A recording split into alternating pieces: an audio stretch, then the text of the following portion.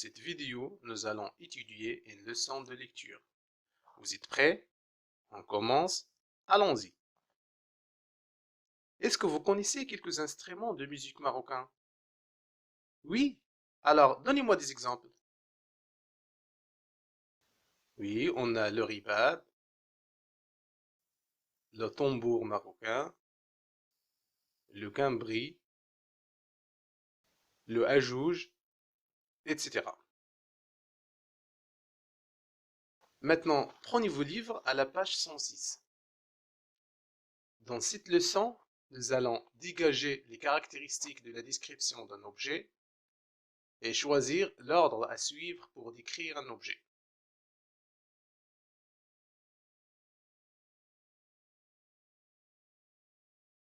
Observez d'abord cette image et lisez le titre du texte pour trouver le nom de cet objet. Oui, bravo. L'image représente un instrument musical. Il s'agit d'un gambri. De quel ouvrage est extrait ce texte? Quel est le sujet de cet ouvrage?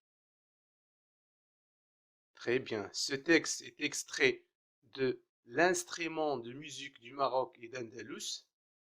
Et cet ouvrage décrit les instruments de musique d'origine marocaine et andalouse. Maintenant, vous écoutez bien, je vais lire le texte.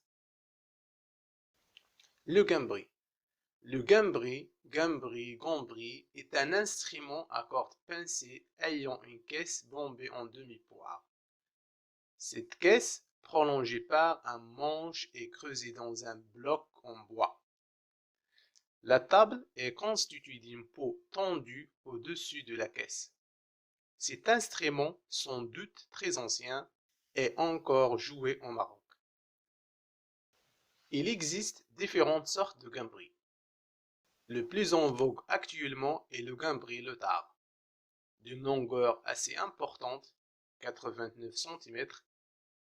Il a un manche assez large, diamètre 5 cm, et possède 4 cordes en boyau.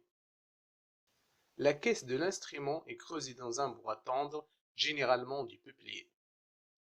La peau humide a été cousue autour de cette caisse.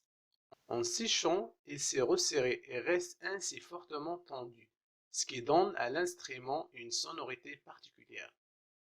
L'extrémité du manche pénétrant dans la caisse s'achève sur un peigne sur lequel sont fixées les cordes. Celles-ci, assez souples, peuvent être pincées par un plectre ou directement par le doigt.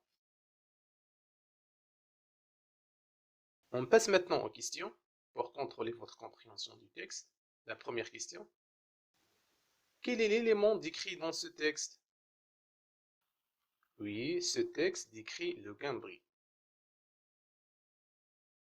De quel instrument s'agit-il? Oui, c'est un instrument à cordes pincées. Quel est l'élément principal qui constitue un gambri?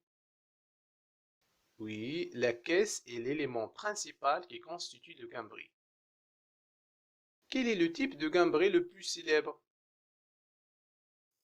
Très bien, c'est le gambri letard. Qu'est-ce qui donne au gambri une sonorité particulière? Oui, c'est la peau humide autour de la caisse qui donne au gambri une sonorité particulière. Quelles sont les différentes parties du gambri décrites dans ce texte? Oui, les différentes parties du gambri décrites dans ce texte sont la caisse, les cordes et le manche. Quel est l'ordre de la description dans le texte? Oui, l'ordre de la description dans le texte est du général vers le particulier. C'est-à-dire, il part de l'ensemble, le gambri, et termine par les détails du gambri letard. Et notre question? Qu'est-ce qui distingue le letard des autres instruments faisant partie de la classe des gambris? Oui, ce qui distingue le letard des autres instruments faisant partie de la classe des gambris, c'est sa longueur, assez importante, 89 cm, son manche assez large, diamètre de 5 cm, et le nombre de ses cordes, 4 cordes. La dernière question. Est-ce que l'auteur donne-t-il son point de vue sur l'objet décrit? Bah c'est non. Donc, de quel type de description s'agit-il? Oui, c'est une description objective. Retenons alors. Pour décrire un objet, on donne des informations sur sa forme, sa matière de fabrication, ses couleurs, ses parties, son usage, etc. Voilà, c'est fini. Merci de votre attention. À la prochaine vidéo. Ciao!